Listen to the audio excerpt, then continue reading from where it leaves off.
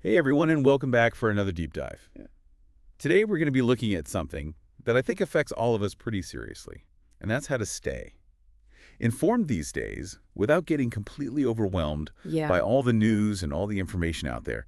We all know this feeling of infobesity, Mm-hmm. right? There's just too much It's a lot. stuff to read and watch and listen to. So in this deep dive, we're going to be exploring the science behind information overload and process.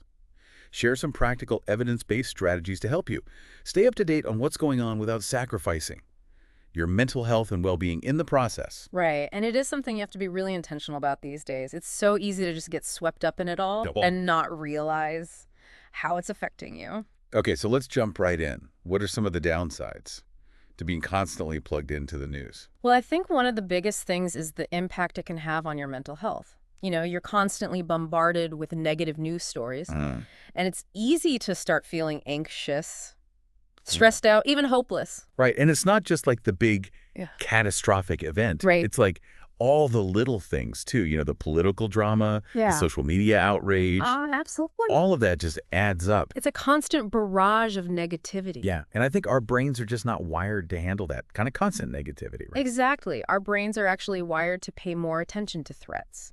So those negative headlines, they tend to stick with us more Makes than the positive ones. And so when you're constantly exposed to doom and gloom, it can trigger real physiological responses. So like even just reading about a stressful event Yes, can actually make you feel stressed absolutely. yourself. That's exactly what the research shows. There was this fascinating study published in the Journal of Health Psychology back in 2020 by researchers at the University of California. Right. And they found that excessive news consumption, particularly about those catastrophic events you mentioned, was linked to increased cortisol levels. Cortisol, isn't that the stress hormone? That's right. It's our primary stress hormone. So basically, too much bad news is putting our bodies into a constant state of fight or flight. Oh, wow. So it's not just like a mental thing. It's actually affecting our physical health too. Exactly. It's a mind-body connection. And when your body's in that fight or flight mode all the time, it's not good for your overall health. No, it can't be good. Right. So, okay, we've got the stress and anxiety. Are there any other downsides to constantly consuming news? Oh, yeah, definitely. I mean, think about it. With so much information flying around out there, it can be really hard to separate fact from fiction. That's true, especially with all the misinformation and fake news we see online these days. Exactly. It's like a minefield out there. Yeah, it is. You never know what to believe. And that constant exposure to misinformation, it can actually make it more difficult to discern reliable sources from those that are just spreading rumors. So then you start questioning everything you read and hear. It's like a constant state of information anxiety. Yes, exactly. And I feel like that just makes it even harder to stay informed because you're constantly second-guessing yourself. Absolutely. It's exhausting. It really is. Okay, so we've got the stress, the anxiety, the misinformation. Anything else? Well, there's one more big one, and that's cognitive fatigue. Cognitive fatigue. Yeah. Have you ever noticed how after spending hours online, you just feel mentally drained? Oh, yeah, all the time. Like you can't focus on anything. It's hard to remember things. That's cognitive fatigue. Interesting. And it's because our brains have a limited amount of processing power. I guess that makes sense. It's like we only have so much mental energy to go around. Exactly. And there's a theory called cognitive load theory. Okay. And it basically says that when we try to juggle too much information at once, our working memory gets overloaded. So it's like trying to run a computer program Yes. with too many tabs open. Exactly. Things start to slow down, and eventually the whole system crashes. Right. And in this case, the system is our brain. So all this news and information is basically overloading our brains That's the idea. and leading to this cognitive fatigue. That makes a lot of sense. Okay, so we're basically drowning in information, feeling stressed, anxious, and mentally exhausted. It's a common problem. But the good news is that we don't have to just accept this as the new normal. Oh, good, because it's not a very fun normal. So what can we do about it? Well, the key is to become more intentional about how we consume news. And there are a number of evidence-based strategies that can help us do just that. Tell me more. Okay, so first up, we have setting time limits. Time limits. Yeah, instead of passively scrolling through news feeds all day long, Uh-huh. try setting aside specific times, like maybe 15 or 30 minutes each day, to consciously engage with the news. Okay, so like schedule it into my day. Exactly like you would schedule a meeting or a workout. And there's actually research in time psychology that suggests that this approach can help maximize information retention while also minimizing that negative emotional impact we were talking about. Interesting. So it's not just about reducing the amount of time we spend consuming news. It's also about being more focused and intentional. Exactly. It's about quality over quantity. And by focusing your attention during those dedicated periods, you're more likely to actually absorb and remember the information. That makes sense because when I'm just mindlessly scrolling, Mm-hmm. I feel like nothing really sticks. It's input overload. Exactly. Okay. Okay, but what if I miss something important by only checking the news once or twice a day? That's a common concern, but remember, we're not saying to completely disconnect. Okay. It's about finding a balance that works for you. And for most people, limiting their news intake to a couple of dedicated sessions each day is enough to stay informed about the major events. Without getting overwhelmed. Yeah, exactly. And if there's a specific topic that you're really interested in, you can always dive deeper into that outside of your scheduled news time. Right, so you could still be informed without feeling like you need to be glued to the news 24/7. Okay, so set specific times for news and maybe schedule it in like during my morning coffee or afternoon break. Yes, and make sure to avoid the news right before bed. Oh yeah, that's a good one.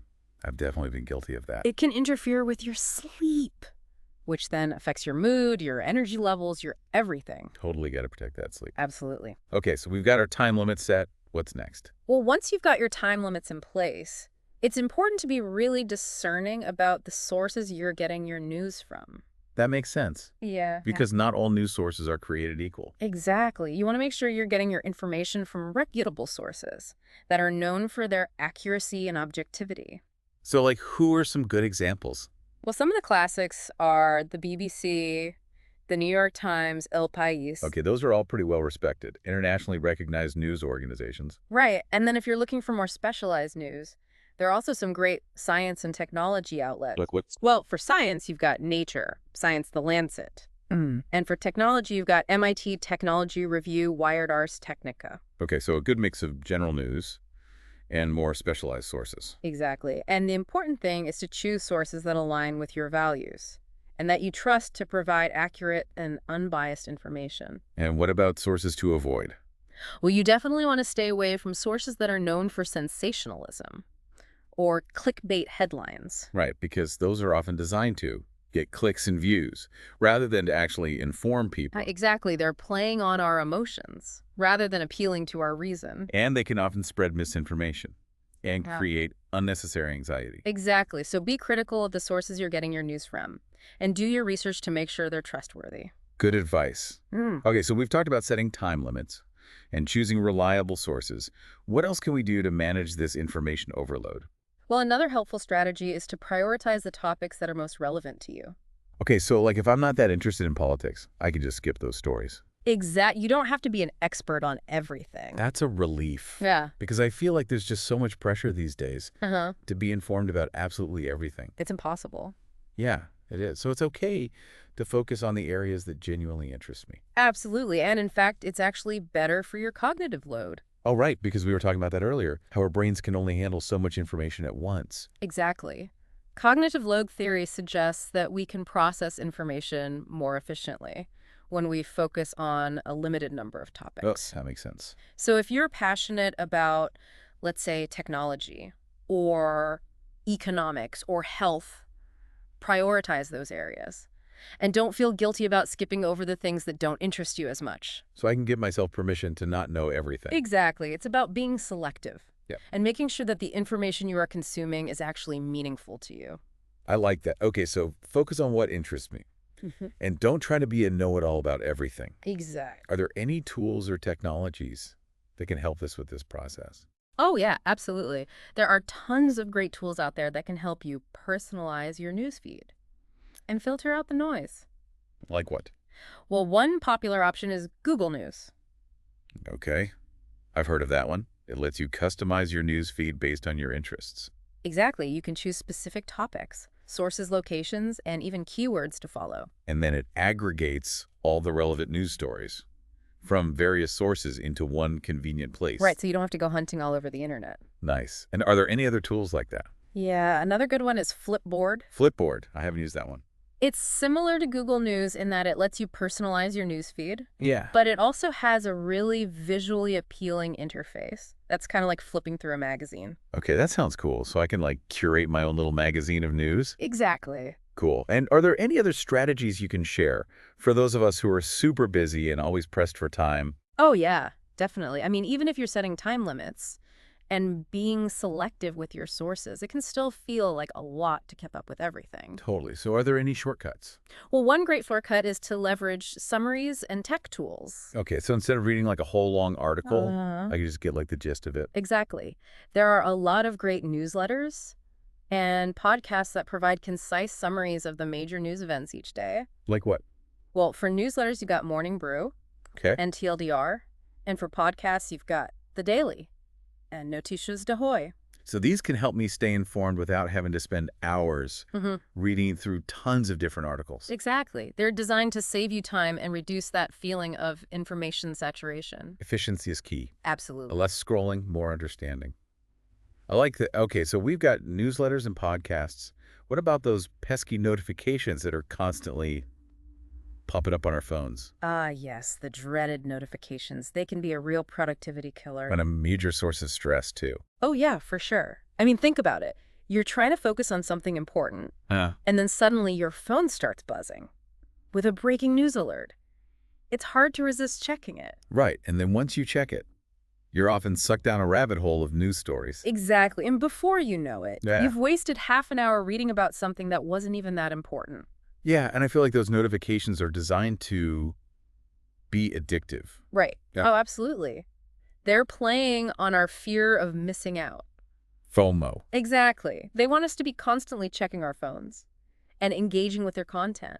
And that can really take a toll on our mental health and well-being. Not to mention our productivity. Right, because even just a brief interruption can throw us off track. Absolutely. There's a ton of research on digital distractions that shows that even a quick glance at your phone can take minutes to recover from. So those little notifications can actually have a big impact. They really can on our ability to focus and get things done. Okay, so what's the solution? Well, the simplest solution is just turn off all news notifications. Really? Yeah, I know it sounds extreme, but it can be incredibly liberating. Interesting. So I'd be like taking back control of my attention. Exactly. You're no longer at the mercy of those algorithms that are designed to keep you hooked.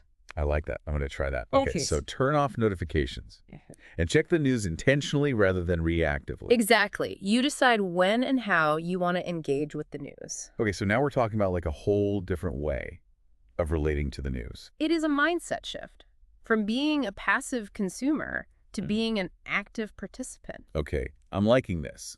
Now, I know it's important to stay informed about the challenging events happening in the world, but how do we balance that with protecting our mental health? That's a really important point because it's easy to get caught up in the negativity and start feeling overwhelmed and hopeless. Totally. So how do we find that balance? What one key is to make sure you're not just consuming negative news. Okay, so like actively seek out some positive news stories too. Exactly. There's actually a growing body of research on the benefits of consuming positive news. Really? Yeah, it can help boost your mood, reduce stress, and even increase your sense of hope and optimism. So it's like a balanced diet for your mind. That's a great way to put it. You need to nourish your mind with positive information, just like you nourish your body with healthy food.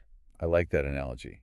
So instead of just focusing on all the bad things that are happening in the world, we should also make an effort to seek out stories about scientific breakthroughs or community achievements or inspiring innovations. Exactly. There are good things happening all the time. We just don't always hear about them because they don't make for as dramatic headlines. Right, they don't get those clicks and views. Exactly. But it's important to make an effort to find those stories because they can really make a difference in how you feel about the world. So actively seek out some positive news. Yes. Okay, and I know you have one more strategy that you wanted to share. I do, and it might sound a little counterintuitive. Oh yeah, okay, lay it on me. It's incorporating news-free days into your routine. News-free days. Yeah, you heard that right. Basically taking a break from the news altogether for a day or two each week. I don't know if I could do that. I feel like I'd miss something important. I know it can feel scary to disconnect, but trust me, it's worth it. But why? Well, for one thing, it can help reduce mental fatigue. Remember we were talking about cognitive overload? Yeah. Our brains need a break from the constant influx of information. Exactly. Taking a news-free day is like hitting the reset button on your brain. Okay, that makes sense. So it's like a mini vacation from the news cycle. Precisely. And is there any research to support this? Oh, yeah, tons of it. Studies have shown that taking regular breaks from news consumption can significantly improve your emotional well-being, your concentration, and even your sleep quality. Wow. Okay, I'm starting to see the appeal. And it's not just about the mental and emotional benefits. Taking a break from the news can also help you gain a fresh perspective. How so? Well, when you're constantly bombarded with news, it's easy to get caught up in the day-to-day drama and lose sight of the bigger picture. True. But when you step away for a bit, you can come back with a renewed sense of clarity and see things from a different angle. Interesting. So news-free days are not just about resting and recharging. They're also about gaining a fresh perspective. Exactly. Okay, I think I'm convinced. I'm going to try incorporating some news-free days into my week. I think you'll be surprised at how much of a difference it makes in your overall well-being. Okay, so to recap, we talk about setting time limits, choosing reliable sources, prioritizing relevant topics, leveraging summaries and tech tools, limiting notifications, balancing negative news with positive news, and incorporating news-free days. That's a lot. But it's all about taking control of your news consumption and finding a balance that works for you. And I think that's the key takeaway here. It's not about completely disconnecting from the world. It's about being more mindful and intentional about how we engage with the news. Exactly. It's about making sure that the news is serving us rather than the other way around. Right, because at the end of the day, we want to be informed, but we don't want to be overwhelmed. Exactly. So I think it's important to remember that we all have the power to choose how we consume news, and that we don't have to be slaves to the 24/7 news cycle. Yeah, absolutely. So to all our listeners out there, I encourage you to try out some of these strategies and see what works best for you. It's a journey, and it's okay to experiment and adjust as you go. And if you find a strategy that works really well for you, share it with us. We'd love to hear about it. We're all in this together, and we can learn from each other. Exactly. So be informed, Yeah. be engaged, but most importantly, be well. Thanks for joining us on this deep dive. We'll see you next time. Bye.